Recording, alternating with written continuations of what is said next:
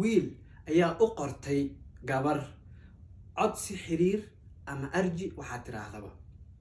gabadhii markay akhrisay codsigii waxay ku soo jawaabtay diidmo.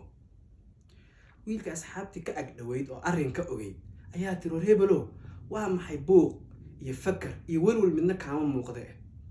markaasuu ku jawaabay aniga waxaan khasaaray qof aan i rabin, ayaduse waxay khasaartay qof rabay.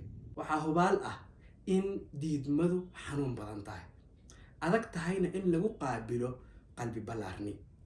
hase ahaatee waxaad ogaanaysaa in diidmadu ka mid tahay nolosha. xasuuso adiga laftigaaga imise goor ayaa diiday wax.